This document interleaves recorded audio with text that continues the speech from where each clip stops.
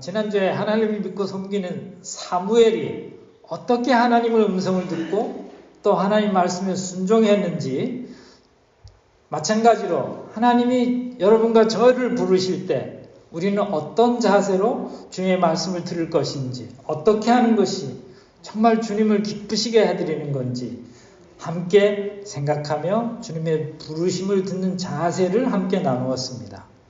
오늘은 로마서 말씀을 가지고 주님의 자녀가 된 우리 그리스도인들이 주님의 음성을 듣고 순종하며 오늘 말씀하시는 대로 이 세대를 본받지 말고 하나님의 기뻐하시고 온전하신 뜻이 무엇인지 잘 분별해서 그런 삶을 살아들여서 우리도 하나님을 기쁘시게 해드리는 거룩한 삶을 함께 살 수 있도록 우리가 함께 나눠보기를 원합니다.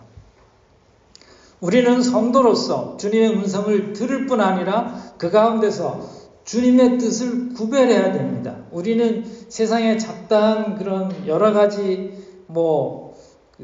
노이즈가 여러 가지 소리들이 많습니다. 그 중에서 주님이 나에게 하시는 말씀이 무엇인지 잘 귀 기울여 들어야 된다라고 말씀드렸는데, 오늘 로마서 말씀에서는 그렇게 듣는 것 가운데 주님의 뜻을 구별하라 그랬어요. 그렇게 하기 위해서는 옛 성품, 즉 육신에 속한 생각과 또 주님을 알기 전에 가지고 있었던 라이프 스타일을 포기하고 하나님 말씀에 순종하여 변화를 받아, 그렇게 할 때 우리가 하나님을 기쁘시게 하는 삶을 살 수 있다라고 말씀을 드렸습니다. 그래서 오늘 세 가지로 말씀드리려고 그러는데, 하나님의 음성을 듣고 뜻을 구별하기 위해서는 먼저 첫 번째, 우리의 삶이 믿음으로 드리는 영적 예배가 되어야 된다라고 말씀하십니다. 본문 1절에서 형제자매들아 너희 몸을 하나님이 기뻐하신 거룩한 산 제물로 드리라, 이렇게 얘기하십니다. 여기서 우리가 주안점을 가지고 생각해야 되는 것은 어떻게 하면 하나님이 기뻐하시는 거룩한 산 제물이 될까? 그렇게 해야 우리가 드릴 수 있지 않겠어요? 그래서 구약 성경에서는 우리가 제사를 지낼 때 어떻게 했어요? 짐승을 죽여서 각을 떠가지고 태워서 그렇게 해서 제사를 드렸어요. 그럴 때 그 짐승이 흠집이 있으면 안 되고 아주 완전한 짐승을 주님 앞에 드려야 된다. 그래서 정결한 제물이라 그렇게 얘기했어요. 근데 오늘 본문 말씀에 죽은 짐승을 드리라는 것이 아니고 우리의 몸을 살아있는 채로 주님 앞에 드리는 so-called living sacrifice로 드리라고 하십니다. 어떻게 살아있는 채로 제물로 드릴 수 있겠습니까? 물론 우리 다 아시다시피 예수님께서 십자가에서 죽으시면서 우리의 죄를 다 짊어지시고 죽으셨기 때문에 이제는 우리가 짐승을 잡아들여서 드릴 필요가 없죠. 그러나 이제는 짐승을 잡아서 드리는 대신에 우리의 삶 전체를 하나님께 드려야 된다라고 말씀하십니다. 여러분들 어느 게 더 쉽겠어요? 그냥 동물을 하나 잡아서 그냥 드렸죠? 하나님 받으셨죠? 아멘 하고 나오는 게 쉽겠어요? 24시간 하루하루 나의 삶의 모든 것을 드리는 게 쉽겠어요? 예? 쓱 드리고 끝나면 좋겠죠? 그런데 그거는 이제 구약 시대니까. 지금의 신약 예수님이 오시고 난 다음에는 우리의 삶 전체를 하나님께서 요구하시는 거예요. 삶 전체라고 하면은 어떻게 돼요? 내가 혼자 있을 때나 다른 사람들하고 교제할 때나 나의 모든 생각이나 나의 모든 행위나 이 모든 것 전체를 하나님께 드리라는 거예요. 근데 그 드리는 거가 바로 진정한 예배라고 말씀하시는 거예요. 그러면 어떻게 우리가 우리의 삶을 산 제물로 드려야 하는가? 그래서 많은 교회들이 그렇게 하기 위해서 예배를 드리기 위해서는 공예배에 나오셔야 되고 헌금을 얼마나 하셔야 되고 하셔야 되고 교회에서 뭘 자꾸만 하라고 그래요. 근데 실제로 하나님께 드리는 이 예배는 교회에 와서 이렇게 앉아서 예배 드리는 것 외에 말씀드린 대로 24시간 나의 삶 전체를 드리라 그러는 거예요. 그래서 이제 여러분들도 그러면 예배라는 거는 형식만 예배가 아니라 나의 마음이 주님 앞에 드려야 되는 거다라고 깨달으셨을 거예요. 그래서 이제 우리 주님을 믿고 거듭난 우리들은 주님, 저는 사나 죽으나 주님의 것입니다. 주님께서 나 같은 인생을 위해서 고난 받으시고 죽으셨는데 이제는 주님께서 명령하신 대로 제가 저의 십자가를 지고 그 나의 십자가에 나의 더러운 아집과 나의 하나님 앞에 그 반역하고자 하는 모든 것들을 십자가에 못 박혀서 죽고 저는 주님께서 기뻐하시는 것만 주님 앞에 드리겠습니다. 그게 진정한 예배라 하는 것입니다. 그렇게 되면 이제 그렇게 그 진정한 예배 드리는 삶을 살기로 성경에서 가이드라인을 주셨어요. 뭐라 그러셨는가 하면 성령의 열매를 맺는 삶을 살라고 했어요. 사랑과 희력과 화평과 자비와 충성, 온유, 절제, 오래 참을 뭐 이런 것들을 우리 삶 가운데서 실천을 해야 되는 거예요. 근데 저도 이제 좀 하려고 노력을 해보니까 뭐 어떤 건 좀 되는 것 같고 어떤 건 너무 힘들고 그냥 힘들어요. 그래서 아마 그게 바로 예수님이 얘기하시는 십자가의 그런 그 어려움이 아닐까 생각을 했습니다. 자, 그래서 두 번째, 이렇게 주님의 뜻을 분별하며 살기를 원하는 사람들은 2절에 있는 말씀처럼 하나님의 뜻을 분별하는 삶을 살아야 되는 거예요. 아까도 말씀드렸지만 우리가 지금까지 하나님 믿기 전에 살던 저의 라이프 스타일이 있잖아요. 그런데 이제는 주님께서 그건 안 돼. 그거는 하나님 기뻐하시는 게 아니라는 마음을 저한테 주시는 거예요. 어떻게 해요? 귀로 주시는 게 아니라 성경을 읽을 때 하나님께서 이렇게 살으라. 이렇게 하라고 말씀하시잖아요. 근데 읽다 보면 하나님 이거는 진짜 어려운데요. 저게 하기 힘들어요. 솔직하게 하나님 앞에 고백하는 거예요. 그러면 야 힘드냐? 그럼 관둬. 하나님은 그런 얘기를 안 하세요. 그러시고서 또 다른 얘기를 또 하세요. 뒤에 또 보다 보면 똑같은 비슷한 얘기가 또 나와요. 또 나오고 성경을 처음부터 끝까지 읽다 보면 같은 말씀이 계속해서 나오는 거예요. 그건 무슨 뜻이에요? 제가 싫다고 하기 싫다고 안 하는 것이 아니라 하기 싫어도 해야 되는 거란 말이에요. 그게 바로 우리 주님이 우리에게 원하시는 하나님의 뜻을 분별하는 삶이라는 것이죠. 그래서 이제 그렇다면 우리는 어떻게 살아야 되느냐? 이거 나 못하겠습니다. 그냥 관두죠. 라고 그러는 게 아니라 주님, 저에게 힘 주세요. 저에게 능력 주세요. 저는 정말 하기 힘듭니다. 라고 주님 앞에 고백하며 주님을 붙잡고 의지해야 돼요. 어떤 분들은 제가 지난번에도 말씀드렸지만 그렇게 하기 위해서는 산에 올라가서 소나무 뿌리를 몇 개를 잡아 뽑으면 그렇게 된다고 얘기도 하고 그러는데 그거는 전혀 성경에 없는 얘기죠. 집에 앉아서도 조용히 침대에서 또는 어느 자리에든지 주님 앞에 주님, 제가 정말 힘든데요. 그러시다 보면 전철 타고 가다가도 주님께서 주시는 마음의 메시지가 있어요. 그럴 때 주님 감사합니다. 깨닫게 해주셔서 감사합니다. 그럴 때 하나님께서 우리를 기쁘시게 받는다 이 말씀이죠. 그래서 이렇게 이제 근데 2절에서 보면은 어떻게 뭐라고 하셨는가 하면 거룩한 삶을 살으라 이렇게 말씀하셨어요. 그래서 거룩한 삶이 뭘까? 그렇게 생각을 해보니까 이제 거룩한 삶을 살기 위해서 첫째로 해야 되는 게 성경에서는 2절에서 보면 누구든지 이 세대를 본받지 말고 이렇게 얘기를 해요. 이 세대는 어떤 세대인가요? 제가 성경을 좀 쭉 보면 여러분도 마찬가지지만 지금처럼 오늘날처럼 우상이 이렇게 범람한 적이 없었어요. 물론 시대에 따라서 지역에 따라서 여러 가지 우상들이 있었고 지금도 있죠. 근데 로마서 1장에 보면 우리 지난번에 성경 공부할 때 하셨죠? 썩어지지 아니하는 하나님의 영광을 썩어질 버러지와 금수와 그런 동물의 우상으로 바꾸었느니라. 그렇게 얘기하시는 거예요. 가만히 우리 좀 생각해 봐요. 결국은 사람들이 하나님 잘 안 보이시니까 그냥 내가 생각하기에 보기 좋은 걸로 싹 만들어서 당신이 나의 신입니다. 그렇게 얘기해요. 그 이사야서 44장인 것 같아요. 이사야 44장에 보면 어떤 사람이 길을 가다가 큰 나무 토막을 이제 주웠어요. 오, 이거 괜찮은데? 그러니까 깎았어요. 그거를 싹 깎아가지고 우상을 만들었어요.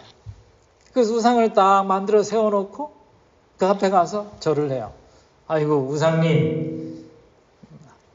우상님이 저를 구해주는 신입니다. 제가 앞으로 신님을 믿겠습니다. 그리고 자기가 만들어 세운 앞에다가 놓고 기도하고 절을 하는 거예요. 그러면서 그 다음에 뭐예요? 같은 나무인데 쪼아내고 난 다음에 나머지는 갖다가 뭐예요? 모아가지고 불 떼고 아이고 추운데 좋으네 불 떼고 또 그 다음에 일부는 가지고 또 그 빵도 구워 먹고. 이사야 44장 읽어보세요.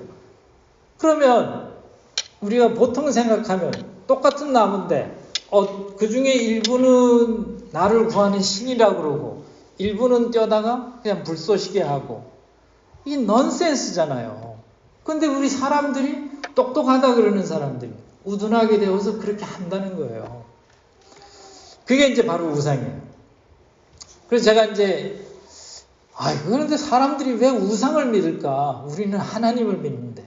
저도 옛날에 불교 다닐 때 이렇게 만드는 데 가서 그냥 절하고 했죠. 당연히. 그런데 예수님 믿고 난 다음에 생각하는 게, 제가 이제 여러분들한테 질문을 한번 해볼게요. 우리 기독교인들은 세계 모든 사람들의 조상이 아담이라고 믿습니까? 안 믿어요? 우리 세계인들 인류의 조상이 아담이라고 믿으세요? 안 믿어요? 창세기 1장에 보면 하나님이 아담과 이브를 만드시고 그 자손이 번성해서 우리 전 세계에 있는 인류가 다 아담의 자손이에요. 이해가 안 돼요. 그게 말이 됩니까? 다 틀리긴 틀린데? 글쎄요. 성경을 자세히 읽어보자고요. 그래서 이제 아담의 자손이에요. 그러면 이제 그걸 잘 대답을 안 하시니까.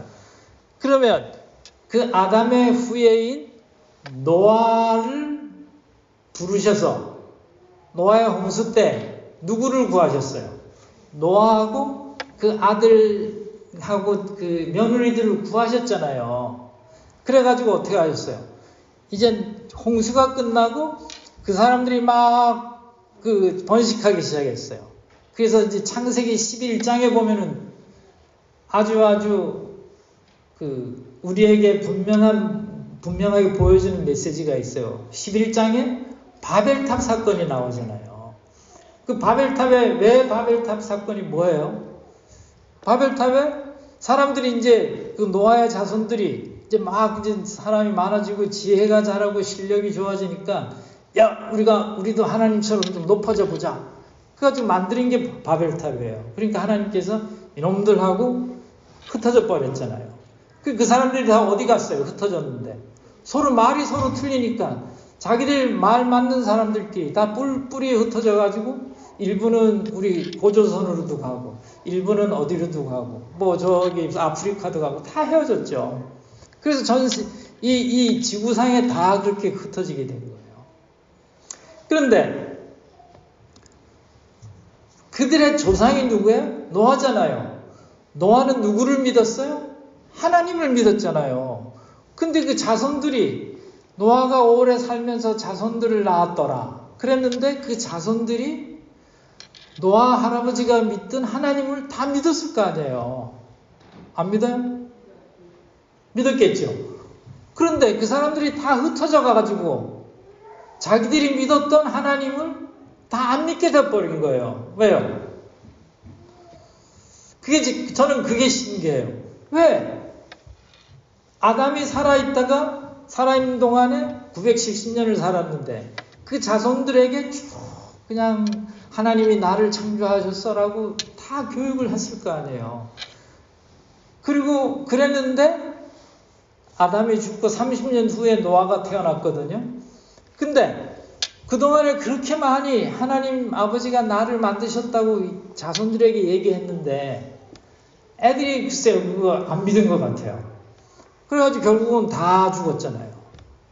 또 노아도 마찬가지예요. 그렇게 해서 다 죽게 됐는데 아니 왜 그렇게 하나님이 너희들이 내가 만든 나의 이미지대로 모양대로 형상대로 만든 아이들이라고 얘기를 해줬는데도 사람들이 안 믿고 그냥 하나님이 왜 안 믿었을까 생각을 하는 거예요. 그래서 제가 저한테 물어보고 싶어요.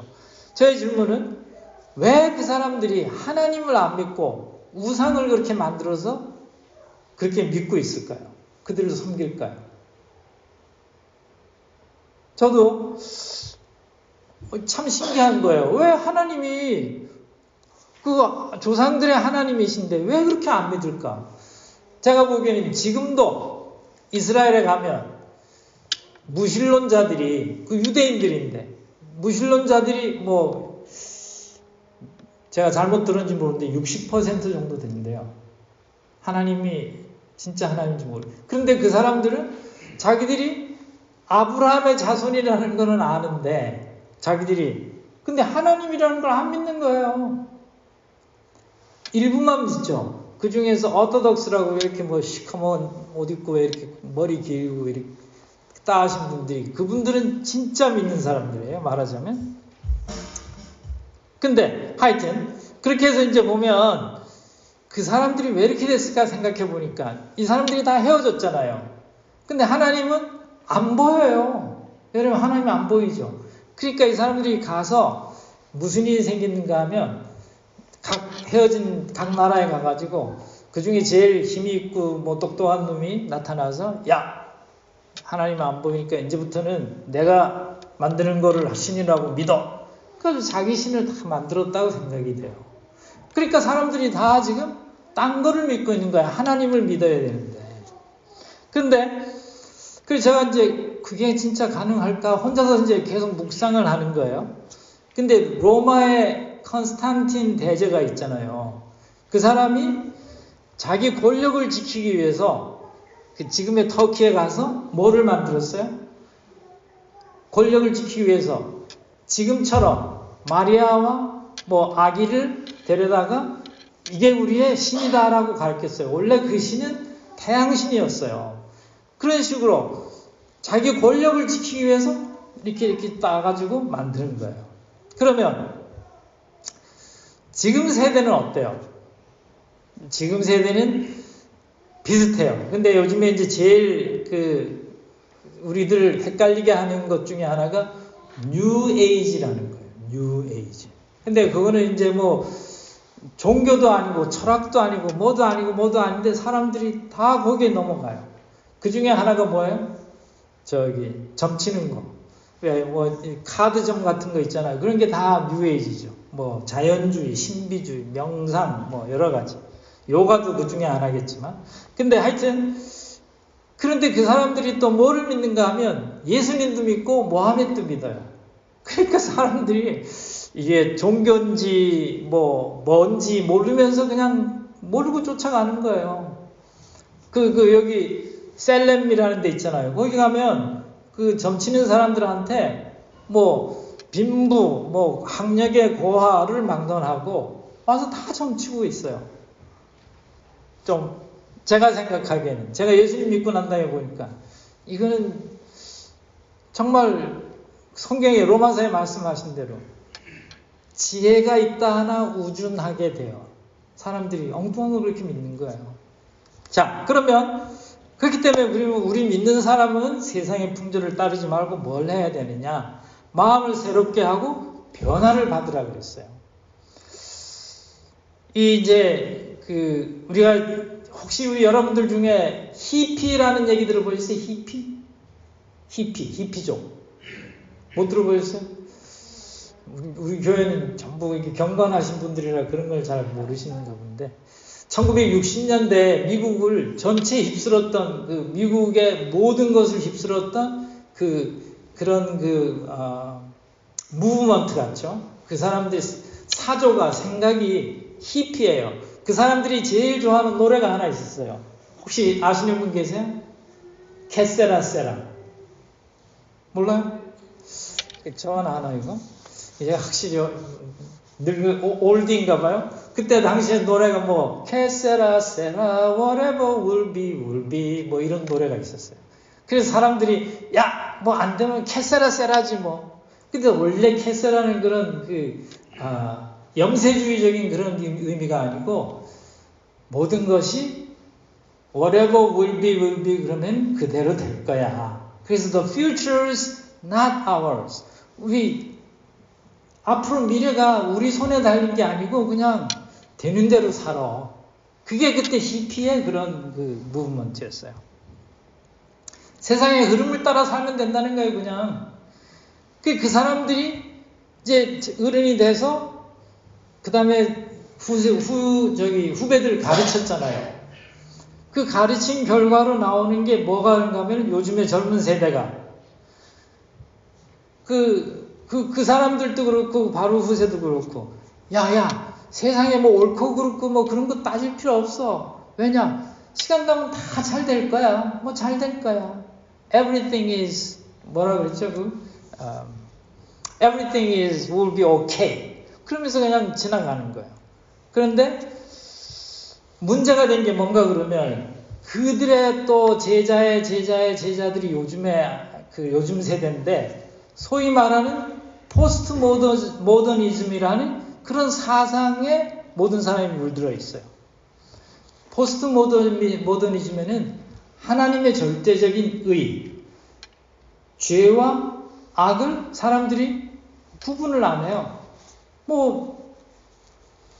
그런데 그러니까 요즘 세상에는 선과 악이 없어요.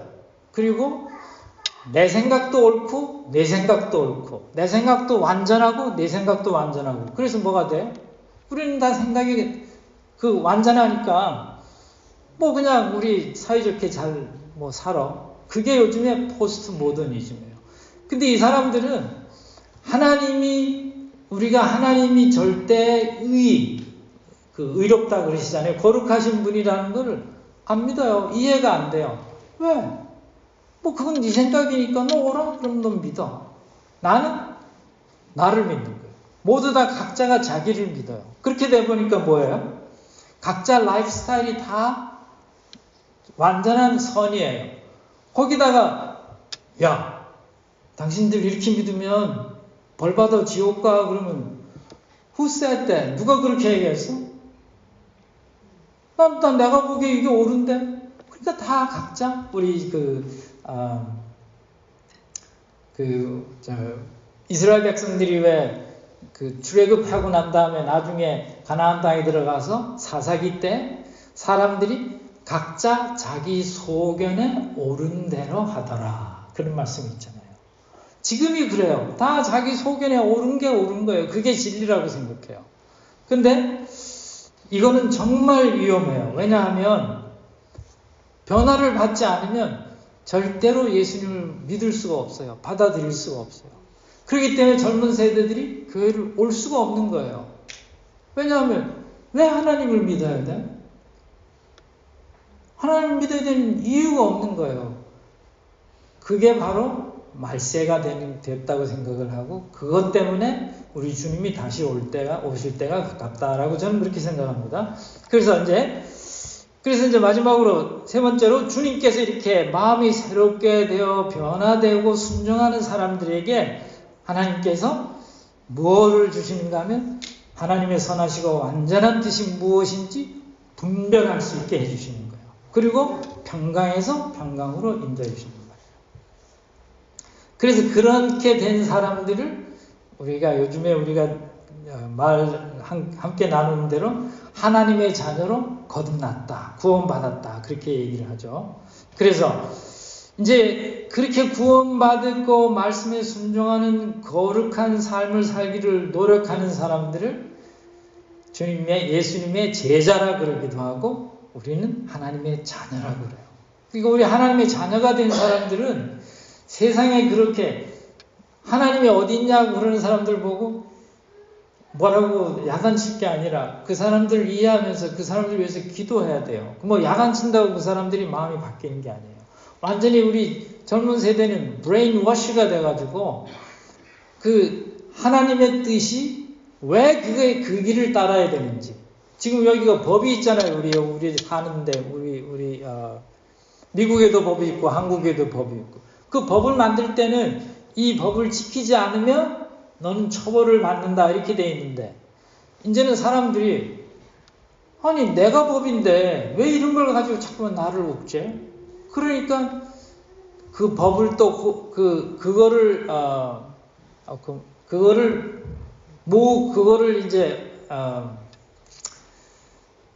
위해서 또 다른 법을 또 만들어요. 그걸 만들어서 또 다른 법을 또 봐요. 여러분들이 지금 문제가 된 게 동성애 문제였잖아요. 그것도 또 없었는데 그거가 다 옳다 그러니까 또 그거를 위해서 법을 또 만드는 거예요. 또 만들고. 그러니까 이게 점점 세상이 꼬여가기 시작하는 거예요. 자, 그런데 이런 가운데도 불구하고 우리 정말 예수님 믿고 구원받은 사람들은 하나님의 뜻을 분별하고 그분이 우리에게 말씀하시는 것을 분명하게 들어야 된다. 듣는다는 것은 듣고 그냥 잊어버리는 게 아니고 듣고 나의 삶에서 그거를 변화된 삶을 살아야 된다 하는 그런 말씀입니다. 그래서 이제 그러면 이렇게 변화된 성도들이 뭘 해야 되냐? 이 그리스도 안에서 또는 커뮤니티에서 하나님이 우리에게 말씀하시는 것을 듣고 그대로 살도록 열심히 노력해야 된다 그 말씀이죠. 그래서 그렇게 하기 위해서 우리 3절에 보면은 교회 안에서는 어떻게 해야 되느냐. 물론 교회 안에서나 지역사회 안에서나 겸손하고 지혜로운 삶을 살아야 되죠. 근데 어떻게 그렇게 지혜로운 삶을 살 수 있겠습니까? 첫 번째로 주님께서 주시는 말씀에 겸손하게 순종하려는 마음이 있어야 됩니다. 성경에서 말씀하시는 게 순종하려는 마음을 가지려면 마땅히 생각할 그 이상의 생각을 품지 말라 그랬어요. 물론 이제 당시에 그 로마서가 쓰여질 당시에는 보면 사회가 지주계급이 있고 그 다음에 그 하인들 농노계급 같이 이렇게 그 천한계급이 있었어요. 근데 교회에 가면은 지주들도 천한 사람들도 다 같이 교회 가서 똑같이 형제고 자매잖아요. 거기 가서 아이고 주인님 그것도 좀 말이 안 되는 거예요. 왜냐하면 예수님이 다 우리 보고 친구라 그랬는데 아까 우리 기도하신 것처럼 그래서 이제 우리가 그런데 또 천한 계급에 있는 사람들이 야 이제 우리는 예수님 믿었으니까 뭐 너랑 나랑 똑같이 그리고 주인 보고 아이 헤이 하고 뭐 이렇게 부르면 또 안 된다는 거예요. 각자가 하는 일들이 서로 틀리다는 거죠. 근데 주님께서 우리에게 이렇게 말씀하시는 이유는 우리는 항상 이생의 자랑에 속한 교만이라는 유혹이 우리를 항상 유혹하고 있어요. 교만한 거. 이걸 조심해야 돼요. 저도 조심하고. 그런데 이제 마땅히 그 이상의 생각을 품지 말라고 하신 것은 우리 자신을 너무 내 같은 게 뭐 그렇게 해도 안 되는 거예요. 근데 또 우리가 다 이러는 건데 그것도 안 되는 거예요. 왜냐하면 우리는 주님께서 우리 각자에게 필요한 그 은사와 재능을 주셨기 때문에 그 믿음의 분량에 따라서 그렇게 믿고 섬기며 살아야 된다. 그래서 마지막으로 이제 하나님이 사무엘 얘기를 다시 한번 돌아가 보죠. 사무엘이 하나님 말씀에 청종했어요. 가만히 듣고. 그래서 그런데 우리가 듣기뿐만 아니라 듣고 난 다음에 그대로 순종을 했기 때문에 하나님께서 사무엘을 선지자로 사용하셨죠. 마찬가지로 지금도 하나님께서 우리에게 주신 삶이 여러분과 저 자신만을 위한 게 아니고 주님을 기쁘시게 하기 위한 것이라는 것을 진짜 알고 믿는다면 우리의 변화된 삶을 통해서 주님의 선하시고 기뻐하시는 뜻이 무엇인가를 늘 생각하며 내 안에 계신 성령님께서 그걸 깨닫게 해주세요. 깨닫게 해주실 때 받고 그 말씀대로 함께 믿음으로 살아드릴 때 정말 하나님이 기뻐하시는 지혜로운 삶이 되는 거죠. 그래서 오늘 마지막으로 여러분들에게 이렇게 부탁드리고 싶은 것은 우리는 비록 이런 포스트 모더니즘 정말 세상에 절대 선이 어디 있어 하나님이 어디 있어 내가 하나님이야 내가 신이야 라고 그러는 사람들에게 싸움하기보다는 그분들에게 정말 내가 빛과 소금의 직분을 그들에게 보여줘서 그분들이 내 안에 있는 여러분 안에 있는 소망에 관한 이유를 묻는 사람들에게 대답할 것을 항상 온유함으로 준비하라 그렇게 말씀하셨어요. 그래서 여기에 그렇게 주님 앞에 믿음으로 살기를 원하는 우리 모든 그 소망교회 성도님들을 주님께서 축복하시고 지키시고 함께 하시기를 간절히 축원합니다. 우리 함께 잠깐 기도하겠습니다. 하나님 아버지, 오늘도 주님 앞에 거룩하게 드려지기를 원하는 우리 모든 성도님들에게 지혜와 계시의 정신을 주시고 주님의 말씀으로 인도하여 주셔서 주님을 기쁘시게 하는 순종의 자녀들이 되도록 지켜주시옵시고 인도하시고 복 주시기를 예수님의 이름으로 간절히 기도합니다.